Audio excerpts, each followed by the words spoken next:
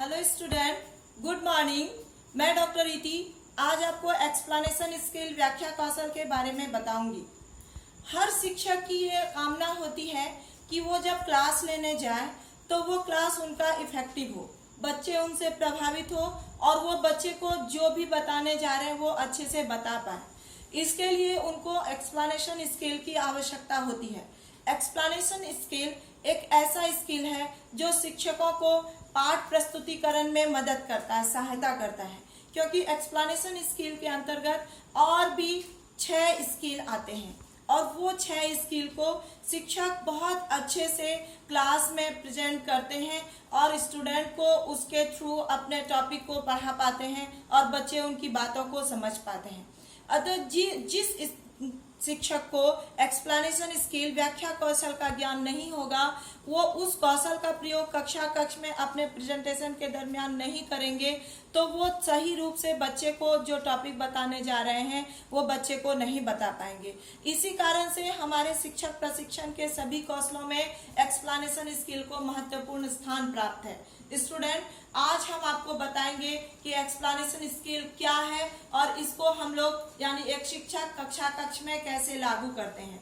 तो सबसे पहले आप लोग ये जान लें कि एक्सप्लेनेशन स्किल के साथ ही हम लोग 6 स्किल यूज करते हैं, जो वो है पहला है एक्सप्लेनेशन स्किल, दूसरा है black board, questioning, probing question, TLM और रिकैपिचुलेशन। यानी हमारा जो 6 स्किल है ये एक्सप्लेनेशन स्किल के साथ चलता है और जो जिस शिक्षक को एक्सप्लेनेशन स्किल का पूर्ण ज्ञान होता है वो अपने टॉपिक के साथ इस 6 स्किल को बहुत ही अच्छे तरह से लागू करते हैं और अपने क्लास को इफेक्टिव बनाते हैं। अतः स्टूडेंट, आप लोगों को ये बहुत जरूरी है, क्योंकि आप लोग बीएड कर रहे हैं तो आप लोगों का उद्देश्य ही है कि कक्ष में आप अपना प्रेजेंटेशन, अपना प्रस्तुतिकरण कितने अच्छे से दे पाए जो बच्चे आपसे लाभान्वित हो, क्योंकि आप ही देश के भविष्य हैं और देश के भविष्य को बनाने वाले हैं। तो आइए स्टूडेंट, मैं आपको इसके बारे में और आगे चर्चा करते हैं। जैसे कि फर्स्ट वीडियो हम बनाए थे, पिछले वीडियो में हम आपको इंट्रोडक्शन स्किल के बारे में बताए और साथ ही साथ उसके लेसन प्लान और उसके ऑब्जर्वेशन शीट के बारे में भी बताए। आज हम इसमें एक्सप्लेनेशन स्किल में आपको बताएंगे एक्सप्लेनेशन स्किल के घटक और इसमें हमको कौन कौन सी सावधानियां बरतनी चाहिए। आप ध्यान देंगे और हर एक बात को ध्यान से सुनेंगे, क्योंकि कुछ भी मिस्टेक हुआ तो आपको समझने में दिक्कत होगा, इसीलिए आप लोग इसको ध्यान से सुने। सबसे पहले शिक्षकों को ये समझना चाहिए, देखिए हमारे समाज में बहुत तरह के शिक्षक होते हैं। किसी को नॉलेज बहुत ज्यादा होता है लेकिन वो कक्ष में प्रेजेंटेशन अच्छा नहीं दे पाते हैं। इसका एक ही कारण है कि वो बच्चे के स्तर को नहीं समझ पाते। तो सबसे पहले आपको एक सफल शिक्षक, एक अच्छे शिक्षक बनने के लिए आपको बच्चे के स्तर को समझना होगा, बच्चे के टॉपिक के स्तर को समझना होगा, बच्चे के समझ को समझना होगा कि वो आपकी बातों को कितना समझ पा रहे हैं। दूसरा है कि आपके उद्देश्य जो है वो बहुत जटिल नहीं होने चाहिए। आप सरल उद्देश्य बनाइए, सरल भाषा का प्रयोग कीजिए, भाषा में मिठास होना चाहिए, तारतम्यता होनी चाहिए, उपदेश रहित होना चाहिए, उपदेश सहित नहीं होना चाहिए। यानी ऐसा ना हो कि आप एक टॉपिक में 10-12 उद्देश्य बताते जा रहे हैं, 10-12 अपना जो है उपदेश बताते जा रहे हैं और जो आपका मेन टॉपिक है आप उससे भटक जा रहे हैं। तो यहाँ पे ये बहुत जरूरी है कुछ बिंदुओं को ध्यान देना। तो एक्सप्लेनेशन स्किल में कौन कौन से मुख्य बिंदुएं हैं, मुख्य घटक हैं, वो हम आपको ब्लैक बोर्ड के माध्यम से बता रहे हैं। आप उसको ध्यान से देखेंगे, सुनेंगे और समझने की कोशिश करेंगे। तो स्टूडेंट, आप एक्सप्लेनेशन स्किल व्याख्या कौशल के घटक को ध्यान देंगे। सबसे पहला हमारा जो पॉइंट है, यहाँ पे घटक का जो पहला पॉइंट है, कोऑर्डिनेशन इन स्टेटमेंट, कथनों में तारतम्यता।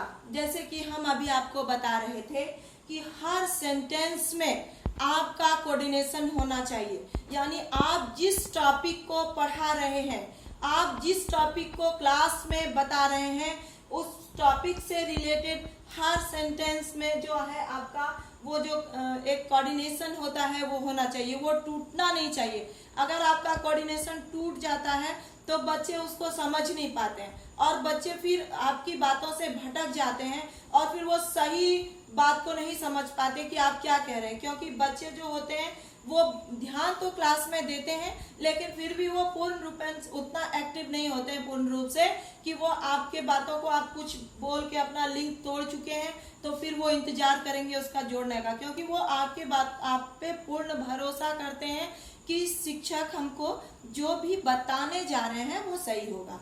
तो इस तरह से आप यहाँ पे कोऑर्डिनेशन इन स्टेटमेंट में ये ध्यान देंगे कि हमारा जो स्टेटमेंट है उसमें कोऑर्डिनेशन जो है वो बना रहे। सेकंड है स्टूडेंट, सेकंड आप देखेंगे, सेकंड पॉइंट है हमारा लैक ऑफ इररिलेवेंट स्टेटमेंट, असंबद्ध कथनों का अभाव।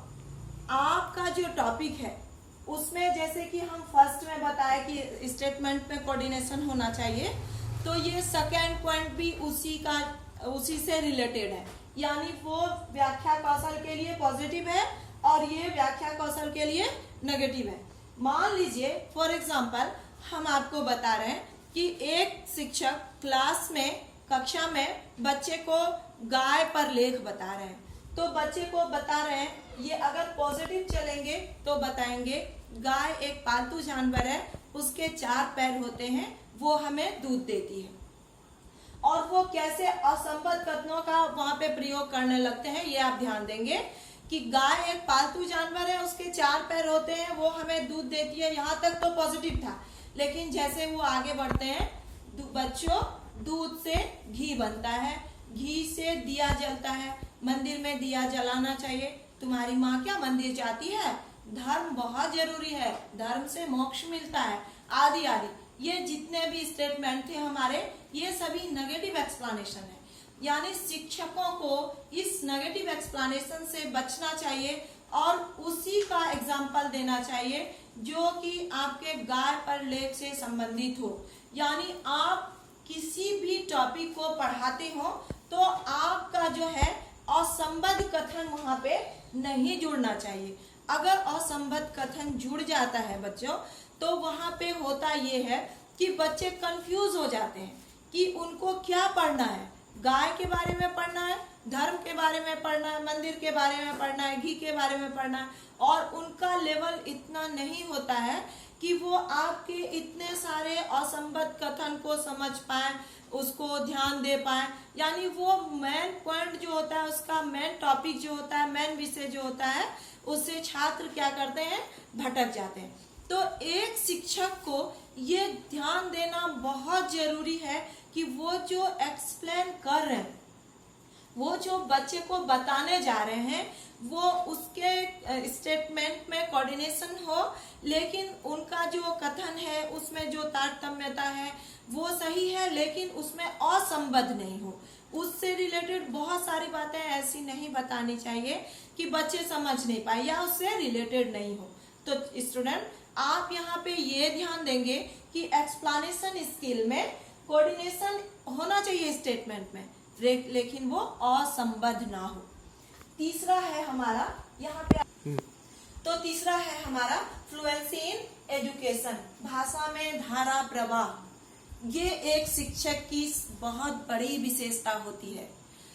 ऐसे शिक्षकों को जो कक्ष में क्लास लेते हैं, वो पहले पूर्ण तैयारी के साथ जाते हैं, प्लान बनाते हैं, उद्देश्य बनाते हैं, विधि तकनीक कौशल को का प्रयोग करने सीखते हैं, बच्चे के स्तर को समझते हैं, उसके कठिनाइयों को समझते हैं। उसके बाद वो कक्ष में प्रवेश करते हैं कि हम अपने टॉपिक को बच्चे को पढ़ाएं।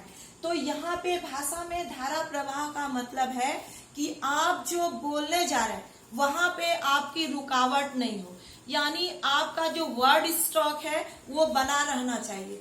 ये नहीं कि आप बच्चे को कुछ एग्जाम्पल दे रहे हैं और आप बीच में अटक जाएं, या फिर आप बीच में भूल जाएं, या फिर बीच में आप गलत बोल जाएं, तो बच्चे उससे प्रभावित होते हैं, बच्चे उसको समझ नहीं पाते हैं। तो सबसे पहले आपके भाषा में, आपके लैंग्वेज में, आपके आवाज में जो एक प्रभाव है वो बना रहना चाहिए, और वो प्रभाव तब तक बना रहना चाहिए जब तक आप बच्चे का मूल्यांकन नहीं कर लेते हैं कि आपका क्लास कितना इफेक्टिव हुआ।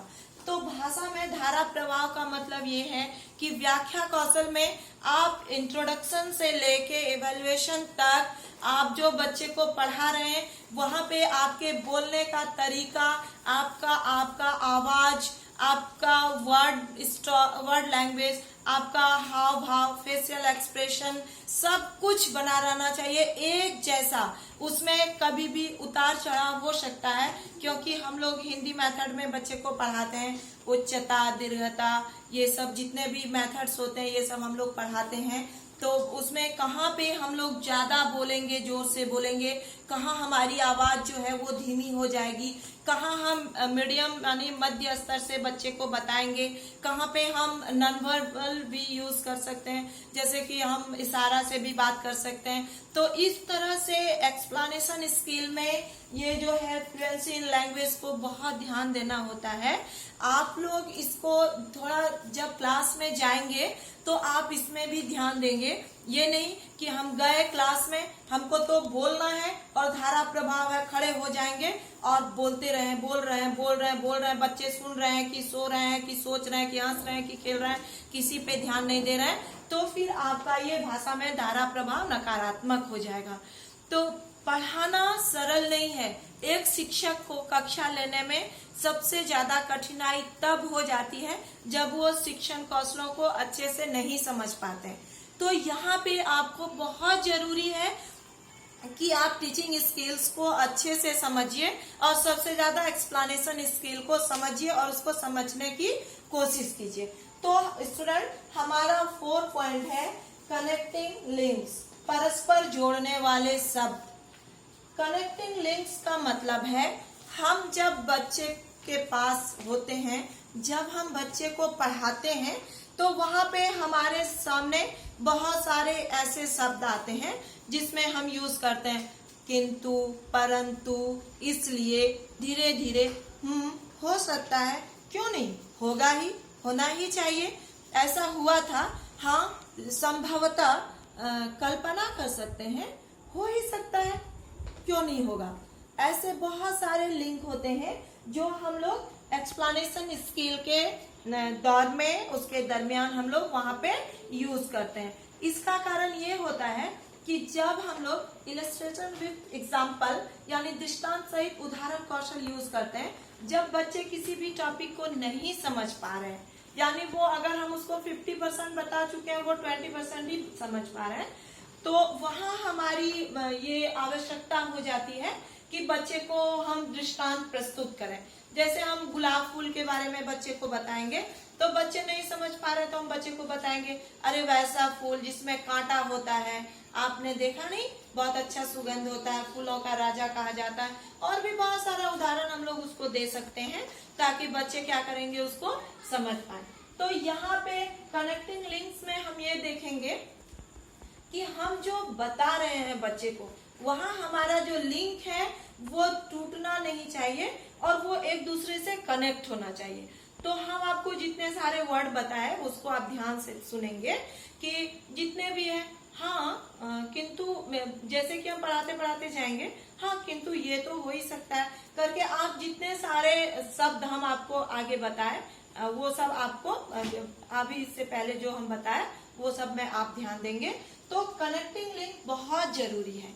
अगर आपके शब्द एक दूसरे को जोड़ने वाले नहीं होंगे तो वहां पे आप आपका जो विषय है उसको आप सही रूप से आगे नहीं बढ़ा पाएंगे और बच्चे का जो एक सुनने का एक जरिया है वो टूट जाएगा और बच्चे भूल जाएंगे कि आपने पहले क्या कहा। तो स्टूडेंट, आप यहाँ पे ये ध्यान जरूर देंगे कि आपका जो टॉपिक है उसमें जो आप पढ़ा रहे हैं तो उसमें शब्द का जो एक सीक्वेंस है, एक चैन है, वो बना रहे। और इस चैन को बनाने के लिए आप लिंक में वो सारे शब्द जो हम अभी पीछे आपको बताए वो सब सारा शब्द आप वहां पे यूज करेंगे, प्रयोग करेंगे। तो आगे है हमारा 5th पॉइंट है क्लियर बिगनिंग स्टेटमेंट। यहाँ पे स्पष्ट प्रारंभिक कथन। स्पष्ट प्रारंभिक कथन का मतलब ये होता है कि जब एक शिक्षक कक्ष में जाते हैं तो बच्चे को ये स्पष्ट रूप से पता होना चाहिए कि आप बच्चे को क्या बताने जा रहे हैं, क्या पढ़ाने जा रहे हैं, आपका विषय क्या है, आपका शीर्षक क्या है, आपका उप शीर्षक क्या है, आपका उद्देश्य बच्चे को तो नहीं पता होता है, लेकिन आपके मन में वो होना चाहिए कि हमारा शीर्षक और उप शीर्षक के बीच में हमारा जो उद्देश्य है उसको हम फुलफिल कैसे करेंगे। तो यहाँ पे स्पष्ट प्राथमिक कथन का मतलब है आपका जो प्रारंभिक कथन है, यानी आपका जो टॉपिक है, आपका जो शीर्षक है, वो बच्चे को स्पष्ट रूप से पता होना चाहिए। आपका विषय बच्चे को स्पष्ट रूप से पता होना चाहिए और बच्चा उसको अच्छे से ये लास्ट तक समझ पाए कि आप इसी टॉपिक को पढ़ा रहे हैं, इसी चीज को पढ़ा रहे हैं। तो प्राथमिक कथन में हम लोग ये देखते हैं स्टूडेंट कि जो प्राथमिक कथन है उसमें सरलता होना चाहिए, स्पष्टता होना चाहिए, क्रमबद्धता होना चाहिए, संबद्धता होना चाहिए, श्रृंखलाबद्धता होना चाहिए। इसलिए कि जो हमारा टॉपिक होता है, जो हमारा शीर्षक होता है, वो बच्चे के लिए बहुत महत्वपूर्ण होता है। जब बच्चे ये समझ जाते हैं कि आप इस विषय को, इस टॉपिक को पढ़ा रहे हैं और वो पूर्व ज्ञान से उसको जोड़ते हैं कि हम तो पिछले कक्षा में भी इसको पढ़ चुके हैं, तो वो खुश हो जाते हैं कि हमको इसको समझने में ज्यादा परेशानी नहीं होगी, क्योंकि हमने तो इसके विषय में कुछ पहले भी सुना है, पहले भी जाना है, पहले भी देखा है। तो स्टूडेंट आप यहाँ पे स्पष्ट प्रारंभिक कथन को भी ध्यान से समझेंगे। एंड लास्ट है हमारा 6 पॉइंट है हमारा यूज ऑफ प्रॉपर वर्ड्स, उपयुक्त शब्दों का प्रयोग, जो हम आपसे पहले भी चर्चा कर चुके हैं। ये बहुत जरूरी है। उपयुक्त शब्द कक्ष में आपके क्लास मैनेजमेंट में बहुत सहायता करते हैं। अगर बच्चे आपके शब्दों से प्रभावित हो जाते हैं, अगर बच्चे आपके हाव भाव से प्रभावित हो जाते हैं, तो आपको क्लास मैनेजमेंट करने में कभी कठिनाई नहीं होती है। और बच्चे अगर अगर आप बच्चे के साथ क्लास मैनेजमेंट कर पाते हैं, तो वहां पे आपको क्लास लेने में थोड़ी सी भी दिक्कत नहीं होती है और आप जो भी बताने जा रहे हैं या जो भी बताना चाहते हैं, वो बच्चा उसको सुनने के लिए तत्पर है, अग्रसर है। तो इस तरह से आप सबसे पहले ये ध्यान देंगे कि आप जो वर्ड बोल रहे हैं, आप जो शब्द बोल रहे हैं, जिस शब्द का प्रयोग आप कक्ष में कर रहे हैं, उसका लेवल बच्चे के स्तर का होना चाहिए, यानी वो उस शब्द को समझ पाए, उस भाषा को समझ पाए, वो टफ ना हो। उस समय सिर्फ शब्द ही नहीं, आपका आवाज भी स्पष्ट होना चाहिए। अगर आप बच्चे को जो बता रहे हैं, आपका शब्द तो उपयुक्त है, लेकिन आप इसका प्रयोग सही ढंग से नहीं कर पा रहे हैं। आप बच्चे को बता रहे हैं जैसे कि हमारा भारत, तो यहाँ पे स्टूडेंट, यहाँ पे बहुत जरूरी है ये समझना कि हम उपयुक्त शब्दों का प्रयोग कैसे करेंगे, किस प्रवाह के साथ करेंगे, उसमें कितनी उच्चता होगी, कितनी दीर्घता होगी। तो इस तरह से हम लोग, जैसे कि आप किसी भी टॉपिक को पढ़ा रहे हैं, आप जैसे ताजमहल के बारे में पढ़ा रहे हैं, तो वहाँ पे आप एग्जाम्पल भी महल से रिलेटेड ही दें तो अच्छा है। आप अगर फूल के बारे में पढ़ा रहे हैं तो फूल का ही एग्जाम्पल दें तो अच्छा है, या फिर ऐसा शब्द का प्रयोग ना करें जिसको बच्चे ना समझ पाए। तो अभी तक स्टूडेंट हम आपको जितने भी कंपोनेंट्स बताए व्याख्या कौशल के, इसको आपके लिए समझना आसान हो गया होगा। और अगर आपको इसमें कोई दिक्कत हो या फिर आप नहीं समझ पाए हैं या फिर आपके मन में कोई क्वेश्चन है, तो आप उसको कमेंट्स बॉक्स में डालिए। हम इसका सेकंड वीडियो में आपको बताएंगे कि इसके ऑब्जर्वेशन शेड्यूल कैसे बनाते हैं, ऑब्जर्वेशन शीट कैसे बनाते हैं और इसका लेसन प्लान कैसे बनाते हैं। आप जो इसका मूल बात है वो ये है कि आप जो क्लास लेने जाएंगे, या प्रैक्टिस टीचिंग हो या फिर जॉब के बाद जो आप क्लास लेंगे, उसमें आपका एक्सप्लेनेशन स्किल के बेस पे ही आपका क्लास होगा। आपका पूरा प्लान इसी स्किल पे टिका होता है। आप जितने भी स्टेप्स फॉलो करते हैं, सब में आपके एक्सप्लेनेशन स्किल के साथ साथ इसके साथ जितने सारे स्किल आते हैं, उसमें कुछ ना कुछ आप यूज करते हैं।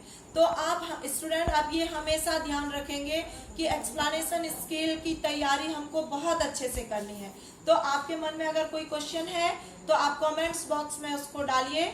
आप इस वीडियो को शुरू से लेके अंत तक अच्छे से देखिए, हर बात को सुनिए और समझने की कोशिश कीजिए। अगले वीडियो के साथ हम फिर यहाँ पे आपको पढ़ाएंगे। धन्यवाद।